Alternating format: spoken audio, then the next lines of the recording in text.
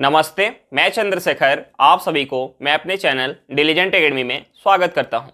हम लोग बिहार एसएससी के लिए मैथ का सीरीज स्टार्ट किए थे, जिसमें हम लोग प्रत्येक दिन बिहार एसएससी में आए हुए मैथ का प्रीवियस ईयर क्वेश्चन और उस पर आधारित मैथ का क्वेश्चन कर रहे हैं। चलिए आज उस सीरीज में हम लोग आगे की तरफ चलते हैं। इससे पहले अगर आप मेरे चैनल पर नए हो तो चैनल को सब्सक्राइब कर ले और बेल आइकन को प्रेस करना बिल्कुल ना भूलें, ताकि आपको सबसे पहले लेटेस्ट नोटिफिकेशन मिलता रहे। चलिए अब हम लोग क्वेश्चन की तरफ चलते हैं। देखिए हमारा क्वेश्चन क्या दिया हुआ है। हमारा क्वेश्चन दिया एक वस्तु को 5600 रुपए में बेचने पर होने वाले लाभ उस वस्तु को 2400 रुपए में बेचने पर होने वाले हानि के बराबर है। लाभ प्रतिशत ज्ञात करें। हमें क्या निकालना है? लाभ प्रतिशत निकालना है। तो हमें सबसे पहले क्या निकालना पड़ेगा? वस्तु का हमें क्रय मूल्य निकालना पड़ेगा।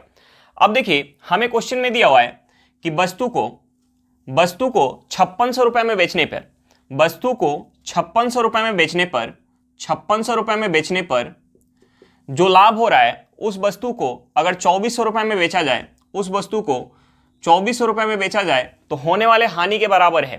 तो देखिए हमने मान लिया कि यहाँ लाभ जो है 100 रुपये का हो रहा है और हानि यहाँ क्या होगा? 100 रुपये का होगा। अब देखिए हम इन दोनों का डिफरेंस लेंगे। 5600 में से अगर हम 2400 माइनस करेंगे तो किसके बराबर निकल के आएगा? x प्लस एक्स के बराबर निकल के आएगा। यानी हम यहाँ से इसे लिख सकते हैं 2x इक्वल टू, हम यहां से अगर 5600 में से अगर हम 2400 माइनस करेंगे, 5600 में से 2400 माइनस करेंगे, ये हमारा क्या हो जाएगा? ये हमारा हो जाएगा 3200। ये हमारा क्या हो जाएगा? 3200 रुपया। अब देखिए 2x का वैल्यू हमारा क्या निकल के आ गया? 3200 रुपया निकल के आ गया। तो हम यहां से x का वैल्यू निकाल सकते हैं। x का वैल्यू क्या हो जाएगा? 1600 रुपया हो जाएगा। अब देखिए x का वैल्यू 1600 रुपया निकल के आ गया। तो या तो हम इस 5600 में से 1600 रुपया माइनस कर ले, या हम इस 2400 रुपये में 1600 रुपये ऐड कर ले, तो हमारा क्या निकल के आ जाएगा? सीपी निकल के आ जाएगा। तो देखिए हम यहां से सीपी निकाल लेते हैं। सीपी क्या हो जाएगा? वस्तु का सीपी क्या हो जाएगा? सीपी हो जाएगा, हम इस 2400 में 1600 ऐड कर लेते हैं। 2400 में 1600 ऐड करेंगे तो ये हमारा क्या हो जाएगा? 4000। यानी उस वस्तु का सीपी हमारा क्या निकल के आ गया? 4000 रुपये निकल के आ गया। और हमसे पूछ क्या रहा है? लाभ प्रतिशत। यानी उस वस्तु को 5600 रुपये में बेचने पर क्या हो रहा था? लाभ हो रहा था। 5600 रुपये में बेचने पर लाभ हो रहा था। तो देखिए हम यहां से अगर प्रॉफिट निकालेंगे तो प्रॉफिट हम कैसे निकालते हैं? एसपी में से अगर हम सीपी माइनस करते हैं तो हमारा क्या निकल के आता है? प्रॉफिट निकल के आता है। तो हम यहाँ 5600 में से अगर 4000 माइनस करेंगे तो हमारा क्या निकल के आ जाएगा? 1600 रुपया प्रॉफिट निकल के आ जाएगा। हमें क्या निकालना है? प्रॉफिट परसेंट निकालना है। हमें जो है प्रॉफिट परसेंट निकालना है। तो प्रॉफिट कितने का हो रहा है? 1600 रुपया का। कितने पे? 4000 रुपया पे। गुने 100 करेंगे तो हमारा क्या निकल के आ जाएगा? प्रॉफिट परसेंट निकल के आ जाएगा। अब देखिए यहाँ से 2 जीरो से हमारा 2 जीरो कट जाएगा। हम 1 जीरो से 1 जीरो काट सकते हैं। 160 को अगर हम 4 से काटेंगे तो ये कितने बार में जाएगा? ये चला जाएगा 40 बार में। यानी यहाँ से हमारा प्रॉफिट परसेंट क्या निकल के आ गया? 40%। प्रॉफिट परसेंट क्या निकल के आ गया? 40% निकल के आ गया। चलिए क्वेश्चन समझ में आ गया होगा। नेक्स्ट क्वेश्चन पे चलते हैं। देखिए हमारा क्वेश्चन क्या दिया हुआ है। हमारा क्वेश्चन यदि बिस्वा की चाल 26 किलोमीटर पर घंटा हो तो 1300 मीटर की दूरी तय करने में उसे कितने मिनट का समय लगेगा? हमें क्या निकालना है? समय निकालना है। अब देखिए हमें यहाँ स्पीड दिया हुआ है। हमें स्पीड क्या दिया हुआ है? 26 किलोमीटर पर घंटा। और हमें क्या दिया है? दूरी दिया हुआ है। हमें दूरी क्या दिया हुआ है? दूरी दिया हुआ है 1300 मीटर। दूरी हमें क्या दिया हुआ है? 1300 मीटर दिया हुआ है। तो देखिए यहाँ जो है हमारा स्पीड किलोमीटर पर घंटा में दिया हुआ है और दूरी हमारा मीटर में दिया हुआ है। तो या तो हम स्पीड को मीटर पर सेकंड में चेंज कर ले, या हम दूरी को किलोमीटर में चेंज कर ले। तो हम यहाँ दूरी को किलोमीटर में चेंज कर लेते हैं। देखिए किलोमीटर में चेंज करने के लिए हमें इस मीटर में 1000 से भाग देना पड़ेगा। 1000 से भाग देंगे तो यहाँ से हमारा क्या निकल के आ जाएगा? 1.3 किलोमीटर। अब देखिए हमारा स्पीड जो है किलोमीटर पर घंटा में दिया हुआ था और दूरी जो है हमारा किलोमीटर में निकल के आ गया। तो हम यहाँ से समय निकाल सकते हैं। हम यहाँ से समय निकालेंगे तो समय निकालने के लिए हमें दूरी में स्पीड से भाग देना पड़ेगा। अब देखिए 1.3 में अगर हम 26 से भाग देंगे तो देखिए हम यहाँ से पॉइंट हटा लेते हैं। पॉइंट हटाएंगे तो एक हमारा जीरो आ जाएगा नीचे। हम इसे 13 से 26 को काटेंगे तो ये 2 बार में जाएगा। यहाँ से हमारा क्या निकल के आ गया? 1/20 घंटा निकल के आ गया। हमारा समय क्या निकल के आ गया? 1/20 घंटा। लेकिन हमसे समय जो है मिनट में पूछ रहा है। तो देखिए मिनट में चेंज करने के लिए हम इसमें क्या करेंगे? 60 से गुना कर लेंगे। हम इसमें 60 से गुना करेंगे तो हमारा समय जो है मिनट में निकल के आ जाएगा। ये 20 से 60 जो है कितने बार में जाएगा? 3 बार में। यानी यहाँ से हमारा समय क्या निकल के आ गया? 3 मिनट निकल के आ गया। हमारा समय क्या निकल के आ गया? 3 मिनट निकल के आ गया। चलिए क्वेश्चन समझ में आ गया होगा। नेक्स्ट क्वेश्चन पे चलते हैं। देखिए हमारा क्वेश्चन क्या दिया हुआ है, हमारा क्वेश्चन ये दो संख्याओं का HCF और LCM क्रमशः 8 और 224 है। यदि दोनों संख्याओं का अनुपात 4:7 है तो दोनों संख्या ज्ञात करें। हमें क्या निकालना है, दोनों संख्या निकालना है। अब देखिए हमें क्वेश्चन में क्या दिया हुआ है, हमें क्वेश्चन में दोनों संख्या का रेशियो दिया हुआ है। हमें रेशियो क्या दिया, 4:7 दिया हुआ है। तो देखिए हम यहाँ से दोनों संख्या को मान सकते हैं। हमने मान लिया कि एक संख्या हमारी 4x है और दूसरी संख्या 7x है। अब देखिए हमें क्वेश्चन में और क्या दिया हुआ है, हमें क्वेश्चन में HCF दिया हुआ है। हमें जो है HCF क्या दिया हुआ है, HCF 8 दिया हुआ है और दूसरा हमें क्या दिया हुआ है, हमें जो है LCM दिया हुआ है। LCM हमें कितना दिया, 224। LCM क्या दिया हुआ हमारा, 224 दिया हुआ है। तो देखिए अगर हम x का वैल्यू निकाल लें, अगर हम x का वैल्यू निकाल लें तो हम दोनों संख्या बता पाएंगे। अब देखिए हम x का वैल्यू कैसे निकाल सकते हैं, एक हमारा कंसेप्ट होता है कि पहली संख्या गुणे दूसरी संख्या इक्वल टू HCF गुणे LCM। यानी हम यहां से लिख सकते हैं 4x गुणे 7x इक्वल टू 8 गुणे 224 हम लिख सकते हैं। अब देखिए ये 224 जो है, अगर हम यहाँ 4 से अगर 7 में गुना कर ले तो क्या हो जाएगा, 28। अगर हम 28 से 224 को काटेंगे तो ये कितने बार में जाएगा, 8 बार में जाएगा। यानी यहां से हमारा क्या निकल के आ गया, यहां से निकल के आ गया x गुणे x इक्वल टू 8 गुणे 8। तो देखिए यहां से हमारा क्या हो जाएगा, एक्स स्क्वायर इक्वल टू हमारा क्या हो जाएगा, 8 का स्क्वायर। तो यहां से हमारा x क्या निकल के आ जाएगा, यहां से हमारा x निकल के आ जाएगा 8। अब देखिए x का वैल्यू निकल के आ गया तो हम यहां से दोनों संख्या बता पाएंगे। एक हमारी संख्या क्या है, 4x है, तो हम x के जगह अगर 8 पुट करेंगे यहाँ तो ये संख्या हमारी क्या हो जाएगी, 32 हो जाएगी। और दूसरी संख्या हमारी क्या है, दूसरी संख्या हमारी 7x है, तो हम x के जगह यहाँ 8 पुट करेंगे तो ये हमारी संख्या क्या हो जाएगी, 56 हो जाएगी। देखिए दोनों संख्या हमारी क्या निकल के आ गई, एक संख्या हमारी 32 निकल के आ गई और दूसरी संख्या हमारी 56 निकल के आ गई। चलिए क्वेश्चन समझ में आ गया होगा, नेक्स्ट क्वेश्चन पे चलते हैं। देखिए हमारा क्वेश्चन क्या दिया हुआ है, हमारा क्वेश्चन दिया 8,000 रुपए की धनराशि वार्षिक रूप से चक्रवृद्धि होने वाली 15% वार्षिक ब्याज दर पर कितने समय में 12,167 रुपया हो जाएगी। हमें क्या निकालना है, समय निकालना है। अब देखिए हमें क्वेश्चन में क्या दिया हुआ है, हमें क्वेश्चन में प्रिंसिपल दिया हुआ है। हमें प्रिंसिपल कितना दिया हुआ है, 8,000 रुपया। प्रिंसिपल कितना दिया हुआ है, 8,000 रुपया। और हमें क्वेश्चन में क्या दिया हुआ है, रेट ऑफ इंटरेस्ट दिया हुआ है। रेट ऑफ इंटरेस्ट हमें क्या दिया हुआ है, 15% वार्षिक। और हमें क्वेश्चन में क्या दिया हुआ है, अमाउंट दिया हुआ है। हमें अमाउंट कितना दिया हुआ है, 12,167 रुपया। अमाउंट कितना दिया हुआ, 12,167 रुपया। और हमें निकालना क्या है, टाइम निकालना है। हमें क्या निकालना है, टाइम निकालना है।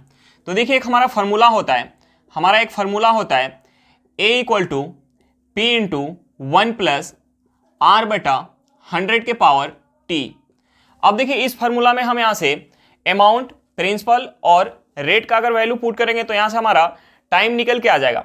अब देखिए यहाँ हमारा अमाउंट कितना दिया हुआ है, हमारा जो अमाउंट दिया हुआ है 12,167 रुपया। प्रिंसिपल कितना दिया हुआ है, 8,000 रुपया। प्रिंसिपल कितना दिया हुआ है, 8,000 रुपया। 1 प्लस हमारा रेट ऑफ इंटरेस्ट क्या दिया, 15%। 15/100 के पावर क्या हो जाएगा, T हो जाएगा। अब देखिए हम यहां से इसे लिख सकते हैं, 12,167 बटा हम क्या लिख सकते हैं, 8,000 रुपये लिख सकते हैं। इक्वल टू हमारा क्या हो जाएगा, हम यहां से अगर इसे अगर हम काट ले 5 से तो ये 5 से 3 बार में जाएगा और ये 5 से कितने बार में जाएगा, 20 बार में। हम यहां से अगर इसे ऐड कर ले तो ये हमारा क्या हो जाएगा, ये हो जाएगा 23/20 के पावर हमारा क्या हो जाएगा, T हो जाएगा। अब देखिए 12,167 जो है वो 23 का हमारा क्या होता है, क्यूब होता है। और 8,000 क्या है, 20 का क्यूब है। तो हम यहां से इसे लिख सकते हैं 23/20 का होल क्यूब इक्वल टू 23/20 के पावर हमारा क्या है, T है।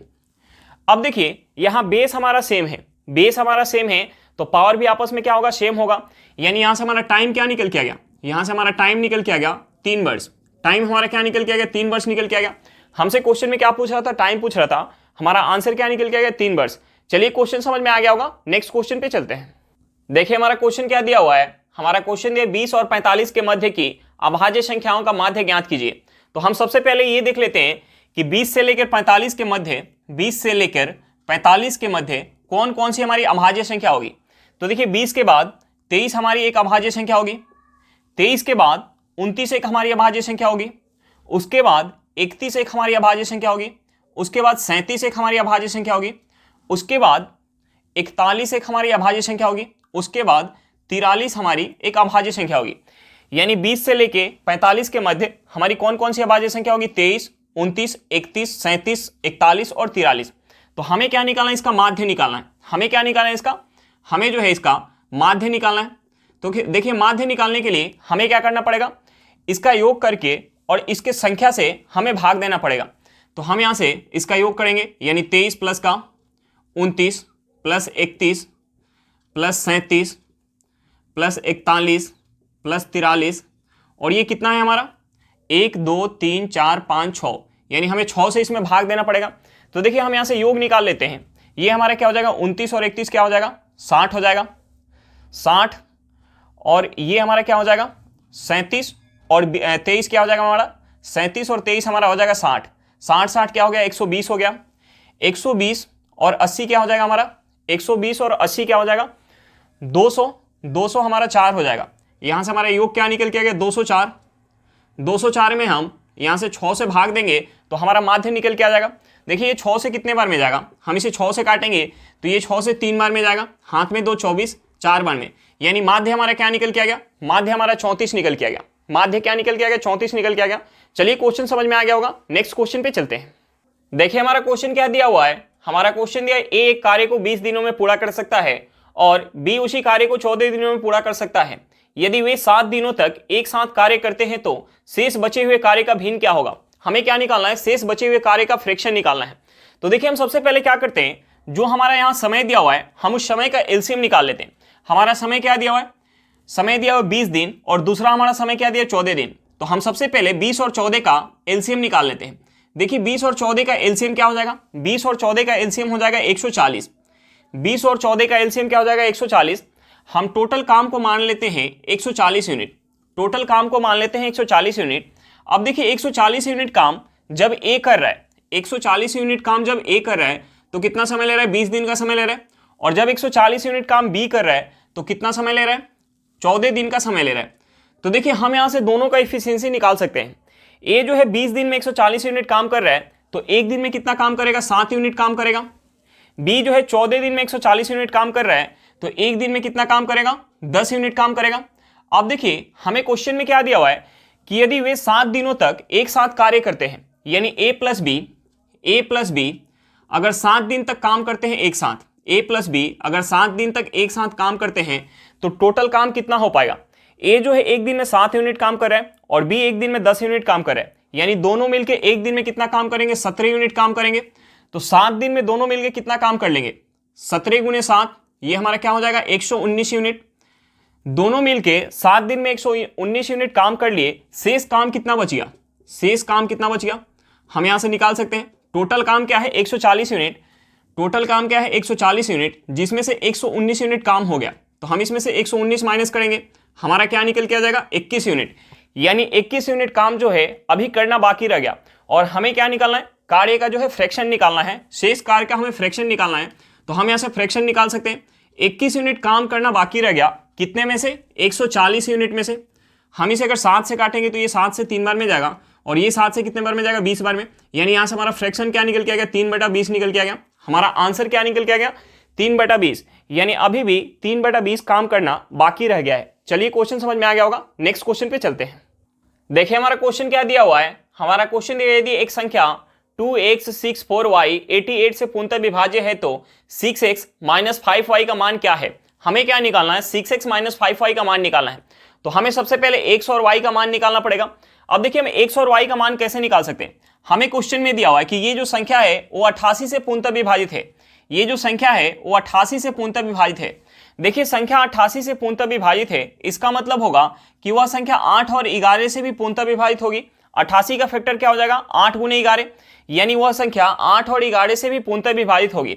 अब देखिए मैं क्वेश्चन में संख्या क्या दिया हुआ है? हमें संख्या दिया 2x 64y। अब देखिए 8 से विभाज्यता का नियम क्या होता है? 8 से विभाज्यता का नियम होता है कि यदि अगर संख्या के अंतिम 3 अंक 8 से विभाजित है तो वह संख्या भी 8 से विभाजित होगी। तो देखिए हम इस y की जगह क्या रखें कि अंतिम 3 अंक, हम इस y की जगह क्या रखें कि अंतिम 3 अंक 8 से विभाजित हो जाए। तो हम इस y की जगह क्या रख सकते हैं? हम इस y की जगह 8 रख सकते हैं। अगर हम इस y की जगह 8 रखेंगे तो ये हमारा क्या हो जाएगा? 648, 648 को अगर हम 8 से काटेंगे तो कितने बार में जाएगा, 81 बार में, यानी हम इस y की जगह 8 रख सकते हैं। अब हमारी संख्या क्या बन जाएगी, अब हमारी संख्या बन जाएगी 2x 648। अब देखिए हम इस x के जगह क्या रखें कि यह संख्या 11 से भी पूर्णतः विभाजित हो जाए। हम इस x के जगह क्या रखें कि यह संख्या हमारी 11 से भी पूर्णतः विभाजित हो जाए। तो देखिए 11 से विभाजितता का नियम क्या होता है कि हम संख्या के एक अंक छोड़ छोड़ के अगर ऐड करते हैं और जो बच जाता है हम उसे ऐड करते हैं और इन दोनों को माइनस करते हैं तो हमारा या तो 0 आ जाए या 11 आ जाए, तो वह संख्या भी 11 से पूर्णतः विभाजित होगी।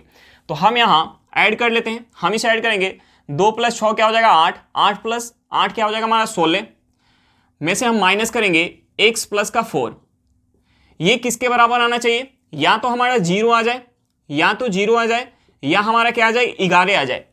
तो देखिए हम यहाँ से अगर माइनस से इसमें हम अंदर गुना करेंगे तो ये हमारा क्या हो जाएगा 16 - x - 4 = क्या हो जाएगा 0 या 11।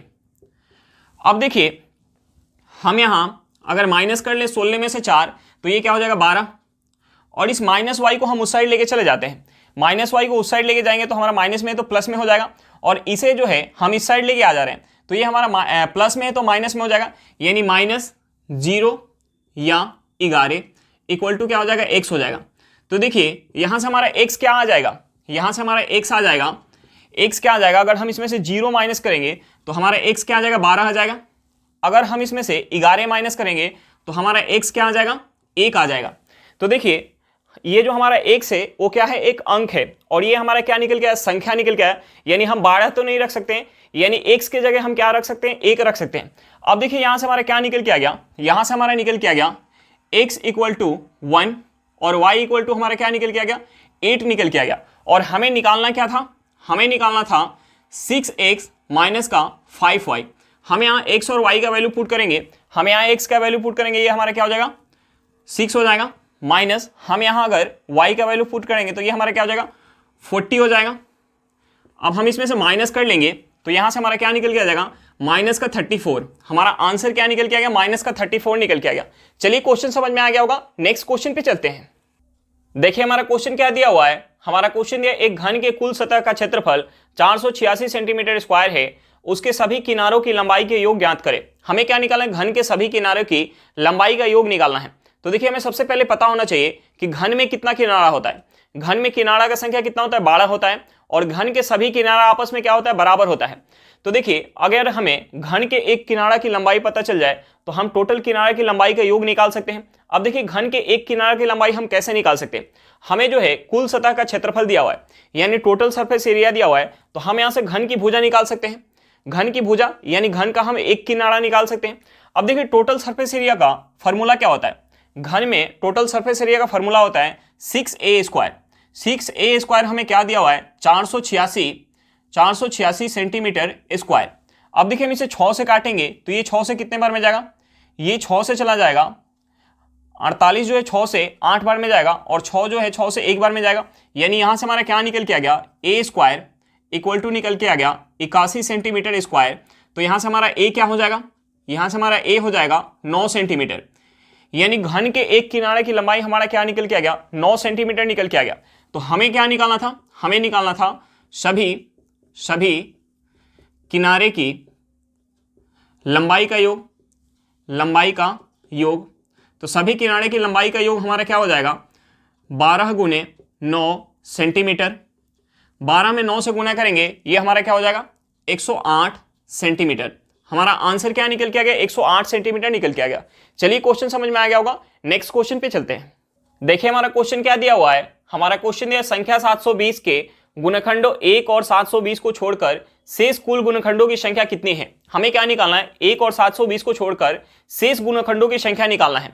तो अगर हम कुल गुणनखंडों की संख्या निकाल लें और उसमें से हम 2 माइनस कर दें तो हमारा शेष गुणनखंडों की संख्या निकल के आ जाएगा।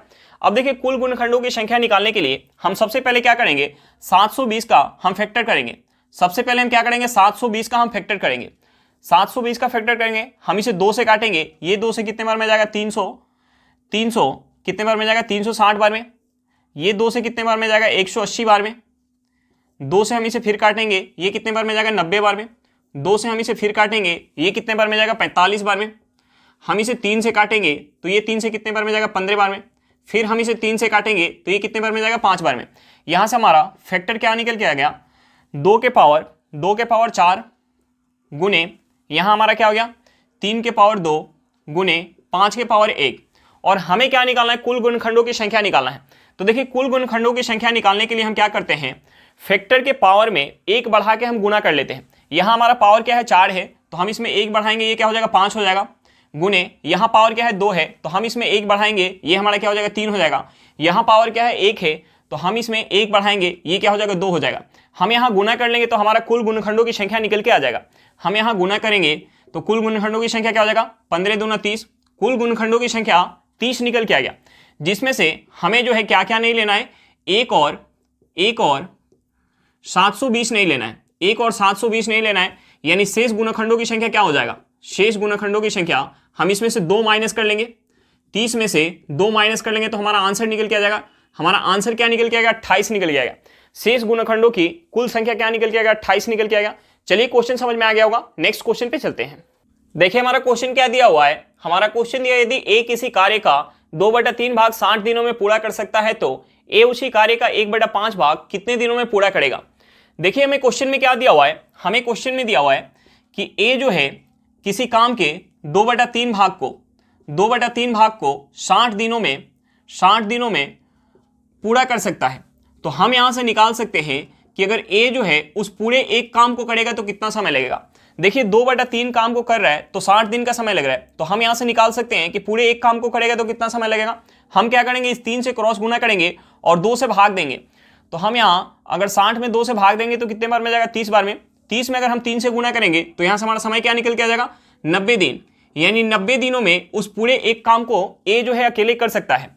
तो देखिए हमसे क्या पूछ रहा है कि अगर ए जो है उस काम के 1/5 भाग काम को करेगा तो कितना समय लगेगा। यानी हमने काम में अगर 1/5 से भाग दे दिया तो समय में भी क्या होगा, 1/5 से भाग लग जाएगा। यानी यहाँ से समय हमारा क्या निकल के आ जाएगा, 18 दिन। यानी ए जो है उस काम के 1/5 भाग काम को कितना समय में कर सकता है, 18 दिन में कर सकता है। हमारा आंसर क्या निकल के आ गया, 18 दिन। चलिए क्वेश्चन समझ में आ गया होगा। आज के लिए इतना ही, फिर मिलते हैं नेक्स्ट क्लास में। अगर क्लास अच्छा लगे तो क्लास को लाइक करिएगा। अगर आप मेरे चैनल पर नए हो तो चैनल को सब्सक्राइब करिएगा और क्लास को अपने दोस्तों के साथ शेयर करना बिल्कुल मत भूलिएगा। चलिए बाय बाय।